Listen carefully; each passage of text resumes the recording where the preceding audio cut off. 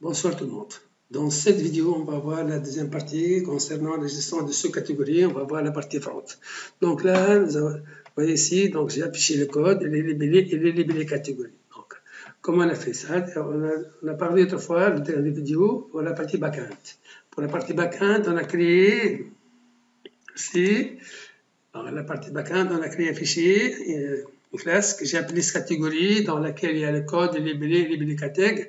Donc, j'ai ajouté le code catégorie parce que j'en ai besoin pour la modification. Donc, je vais récupérer le code sous catégorie, les libellés catégories et le code catégorie. D'accord? Donc, c'est clair. Donc, j'ai généré le constructeur. Aussi, j'ai généré les getter et setter.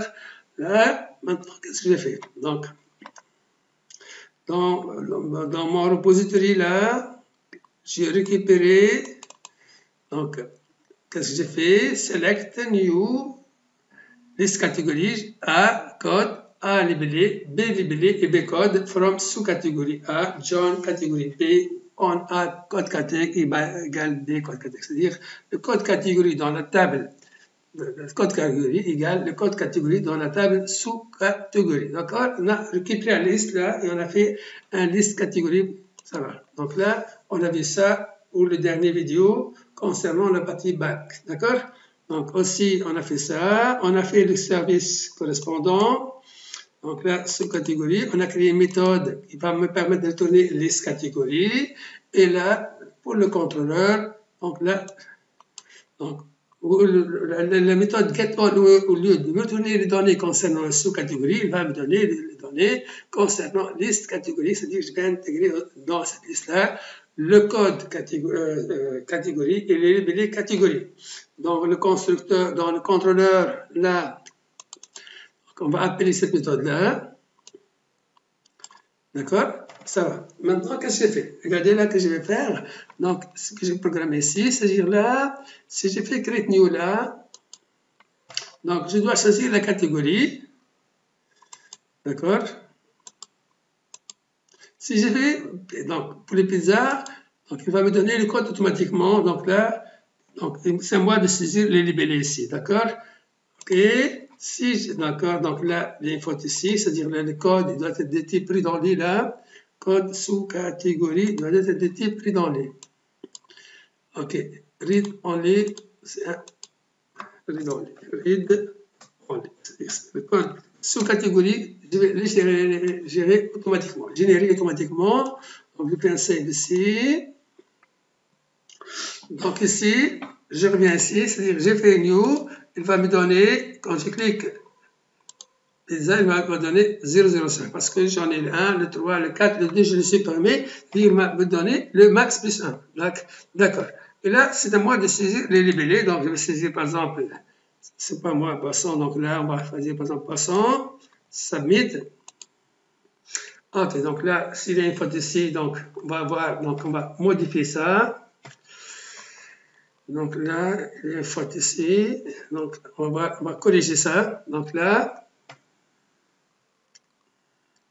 donc, si je fais par exemple create new là, pour le pizza, pour le boisson, j'en ai pas, donc il va me donner le code catégorie et le premier article, c'est 01. Ok là, donc ça c'est, si je fais par exemple, ça met là, ok, je vais voir le coca. Ok là, donc ça c'est clair. Donc ici, donc comment j'ai fait ça? Donc là, on a créé. Je vais commencer par la liste. Donc là, liste catégorie. D'accord? Donc, j'en ai là. Liste catégorie. Je vais récupérer le code, les libellés et les libellés catégories. En bas, je vais avoir le bouton create new. Et là, j'en ai. Je vais calculer le curseur. Je vais afficher le code, les libellés catégories et le code catégorie, il est caché. Puis on a ajouté le deux boutons select et remove. Donc ça, j'ai déjà fait ça dans ma chaîne YouTube concernant la gestion de sous-catégories et ça, c'est-à-dire cette partie-là, j'ai dans ma chaîne YouTube. Donc là, juste, je vais vous montrer la chaîne. Donc les vidéos là. Donc, j'ai déjà expliqué comment faire cette partie-là, donc cette vidéo-là, donc là, Angular 9, Spring Boot, gestion de stock, partie 9, gestion de ce catégorie-là, j'ai bien expliqué comment parcourir toutes les étapes ici, parce que là, dans cette vidéo-là, donc là, la seule chose que j'ai changé ici, pour le moment, c'est j'ai intégré le service, là, donc au lieu de travailler avec contrôleur et repository, j'ai intégré le service, et là, dans l'autre vidéo, c'est-à-dire dans cette vidéo-là, je n'ai pas le code, je l'ai saisi automatiquement, mais maintenant, je vais générer le code sous catégorie comme j'ai généré le code catégorie là. Donc, pour éviter de faire des saisies en double, c'est clair? Donc, si vous voulez bien comprendre la partie gestion de sous-catégorie, comment j'ai travaillé, il fallait voir cette vidéo-là. OK, là. Donc, moi, donc, juste, je vais expliquer brièvement ici, c'est-à-dire là, donc la liste, donc là, vous avez la liste sous-catégorie, le code libellé, donc là, vous avez un curseur qui va afficher la liste. Donc ici, j'ai ajouté pagination. Donc pour la pagination, aussi, j'ai fait cette vidéo-là. Donc il y a une vidéo dans laquelle j'ai bien expliqué la partie pagination. Donc pagination, d'accord? Ça, c'est comment faire la pagination dans Angular, d'accord? Donc c'est simple pour la pagination, il suffit d'installer ici npm install. Donc là, je vais vous expliquer ça. Pour la pagination, c'est simple. CTRL-C. Je vais arrêter ça.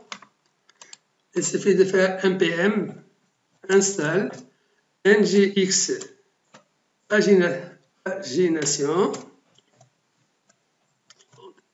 save et taper entrée ici. Après, il fallait passer à app modules et vous ajoutez ngx paginate ici. Ok, cette ligne là. Et vous faites l'import là. ngx paginate module. Ok là. Et dans la liste ici, donc liste sous catégorie, donc j'ai ça, donc là, on a fait paginate item par page, donc 3 lignes par page, context P, et donc là, il ne faut pas oublier d'ajouter le contrôleur de ici, c'est-à-dire pour voir le contrôleur ici, d'accord? Ça, pagination contrôle. Donc il faut ajouter la pagination contrôle en bas, d'accord? Donc ça, c'est pour la liste. Ok. Donc, aussi, dans l'ETS, pour faire ça, il faut déclarer une variable P ici, et P est égal à 1, number down. OK. Donc, ça, c'est la partie liste. Donc là, l'ETS, donc, qu'est-ce qu'on a fait? C'est la même chose qu'on a fait pour la gestion de catégories. J'ai fait l'import ici. Donc, j'ai fait l'import. CTRL Z,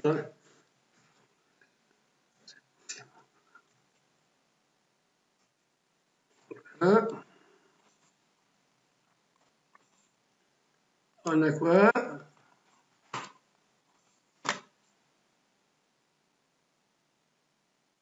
J'ai importé cette catégorie, le toaster, dans les besoins dont j'ai les types dont j'ai besoin, j'ai fait l'import ici. J'ai pas besoin d'observer ici. J'ai pas besoin de de DataPy parce que j'ai pas de date. OK. Là, j'ai appelé cette catégorie, le toaster. Dans Nginx, j'ai fait get data, c'est-à-dire il va récupérer la liste des articles de cette catégorie. OK. Donc, get data, qu'est-ce qu'il peut faire? Là, c'est il va récupérer la liste de ces catégories. C'est comme on a fait avec la gestion des catégories. OK, là, il n'y a rien à changer pour la partie liste. D'accord? Donc, le get data, là, quand on clique ici sur add, là, quand vous achetez sur add catégorie, add sous-catégorie, il va afficher le pop-up ici. C'est-à-dire, quand vous cliquez ici, il va afficher le pop-up. D'accord? Donc, la seule chose que j'ai acheté, c'est quand je sélectionne ici, donc là, apparemment, j'ai arrêté le programme. OK.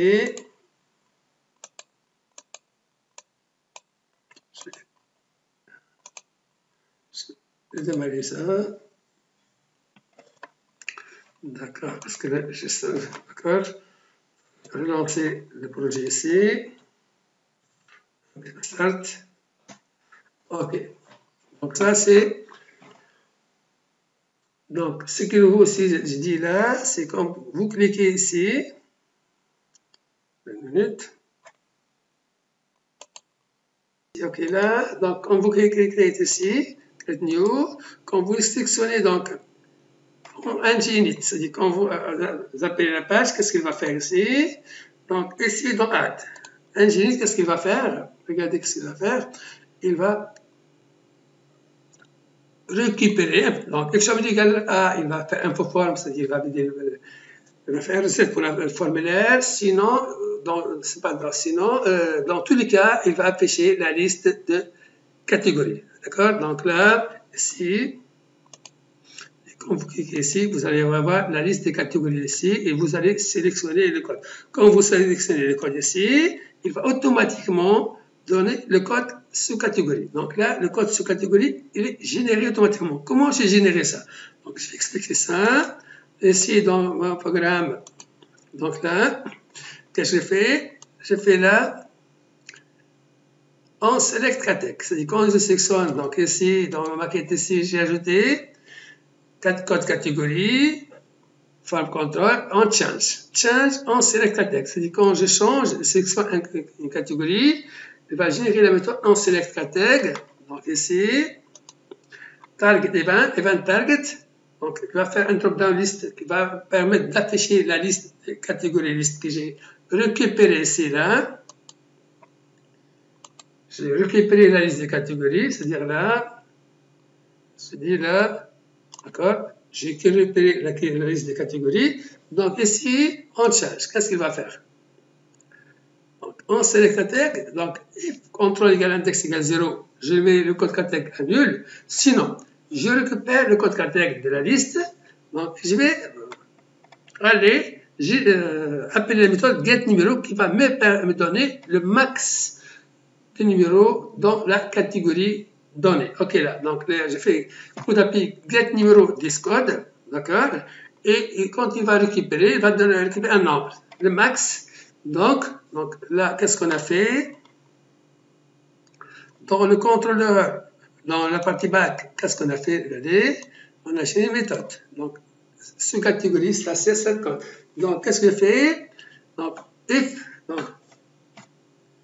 sous catégorie getNumber, il va récupérer le nombre de, donc là, c'est sous catégorie service, sous catégorie service, ça contrôleur, et là, le service est là, getNumber. Donc, qu'est-ce que c'est quoi le getNumber? Donc, j'appelle sous catégorie service getNumber, donc getNumber et getMax. Donc, on va aller dans le repository. GetNumber, il va faire select count from sous-catégorie where code category égale le code que j'ai donné là. Je passe en paramètre le code ici. Donc, il va compter le nombre. Si le nombre égale à 0, il va retourner à 0. Sinon, il va retourner, donc on va appeler la méthode selectMax. OK, là, selectMax, donc avec un paramètre, le code. OK, là, que j'ai appelé ces deux méthodes-là, je les ai appelées dans le service. Regardez ce que j'ai fait. Donc, qu'est-ce que je fais là? Donc, dans le service, j'ai appelé le nombre et j'ai appelé le max. J'en ai les deux informations. Donc, dans le contrôleur, sous catégorie, j'ai fait là. Donc, je récupère le nombre. Si x égale à 0, je récupère un 0. Sinon, je récupère le max. D'accord. Donc, si il n'y a pas donc 0, sinon, je récupère le max. D'accord. Ici, dans mon cas ici, donc, je vais récupérer ça dans Angular. Et dans Angular, qu'est-ce que ça va faire? Donc, listening response. Je récupère le numéro 6. Si le numéro est égal à 0, supérieur à 0, qu'est-ce que j'ai fait? Donc, j'ai fait this code. Donc là, j'ai réservé 3 caractères pour les catégories et 2 caractères pour les sous-catégories. Donc, j'ai fait quoi? 1 million plus listening plus 1, toString, substring pour éliminer ce numéro-là. OK, là? Le 1 pour limite. Donc, dans mon cas ici, donc, par exemple, ici, dans mon cas, si j'ai fait create new, là, par exemple, je vais choisir pizza. Donc, il va ajouter quoi? Il va ajouter, c'est le 6e article. Donc, qu'est-ce qu'il a ajouté? Donc, qu'est-ce qu'il a récupéré ici? Donc, c'est 105, c'est le numéro. Donc, on a 105 plus ça. Donc, ici, 105 plus 10 000, je vais avoir 0005. D'accord? Je vais ici, alors, ici, j'en ai 0006 parce que j'ai fait plus 1 ici. OK, là? Maintenant, si là, c'est vide. Donc, si il n'y a pas, donc qu'est-ce qu'il va afficher? Je prends le code catégorie, et je concatine avec 01. C'est-à-dire que c'est le premier sous-catégorie dans concernant les catégories données. OK, là, donc, dans cette catégorie, c'est le premier sous-catégorie qu'on va ajouter. Donc, c'est comme ça que j'ai généré ça. Et je mets ce code-là dans list fcode. Donc, OK, là, j'ai fait list fcode. Donc là, je dis là, chaque champ, donc ici, getF return this could be form data.control, c'est-à-dire tous les champs doivent être précédés par F. Donc là, j'ai fait F, this F entre crochets, le champ que vous avez besoin, cette value, et vous appliquez la valeur à ce contrôle-là. OK, là, donc je récupère le code ici. OK, donc ça, c'est comment j'ai récupéré le code. J'ai dit là, on a fait ça, ou on select category. C'est-à-dire quand vous changez de catégorie, il va appeler cette méthode-là. Et là, en principe, le reste, c'est simple. C'est-à-dire, il suffit de rien. C'est-à-dire, vous avez la méthode addData, la méthode update. D'accord? Donc, on submit. Si choix égale 1, il va faire addData. Si choix égale 2, il va faire update. OK, là, donc ici, en principe, ça va. OK?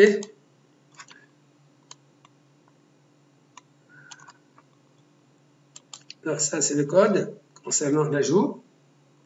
Donc, tiens, on select data. Donc, le code libellé. Donc, là, le code, c'est read-only. Pour le TS, donc là, qu'est-ce qu'on a? Rien n'a changé, sauf on a ajouté cette méthode-là dans onSelectCateg qui va générer le code automatiquement, comme on a fait pour la gestion de catégories. OK, là? Donc, ici, donc ça, c'est clair. Pour la liste, je récupère la liste. Donc, j'ai ajouté la partie pagination. OK. Ça, donc, on a le bouton Move et le bouton Remove. OK, là. Maintenant, on va tester notre programme. D'accord? Donc, les autres fonctionnalités. Donc, si j'ai fait donc, pizza napolitaine. Submit. Donc là, vous avez ici. Donc là, on peut changer dans mon programme. Je peux aller ici dans mon programme et j'ai fait dans la liste de catégories. J'ai fait là 5 par exemple. Save. Il va afficher 5 lignes par page. OK, si je fais là, vous voyez là, il a 5 lignes par page, donc il y a une faute qui s'est glissée, je n'ai pas compris comment ça s'est glissé, donc il fallait tester ça, mais si je viens par exemple supprimer, donc je ne pourrais pas supprimer le 105, dans ce cas-là, parce que si je fais supprimer le 105, il va récupérer le code, donc là, je peux supprimer le 105, si je fais seulement, je vais changer mon programme, j'ai fait, je dois changer, et delete par ID, c'est pas par code, parce que dans mon cas, je suis en train de supprimer par code, donc là, ces deux articles, ils ont la même, donc il faut aller, on va ajouter une partie contrôle, c'est-à-dire pour ne pas accepter de code en doublon, peut-être que j'ai cliqué sur 2 fois, même si j'ai cliqué sur 2 fois, je dois faire un contrôle ici dans mon programme, dans la partie Spring Boot pour faire code unique. OK, là. Donc là, si je fais par exemple supprimer, il va supprimer. OK, si je fais update, voilà, si je fais les pizzas spéciales, n'importe quoi, donc spécial filtrage spécial, par exemple, comme ça, donc, pourquoi, pour voir est-ce qu'elle a changé ou non, d'accord, c'est clair. Maintenant, j'espère que c'est clair, et je vous remercie bien pour votre attention, et n'oubliez pas de mettre un like sur cette vidéo-là si cette vidéo-là vous a plu, ok, bonsoir, on va se voir très très bientôt.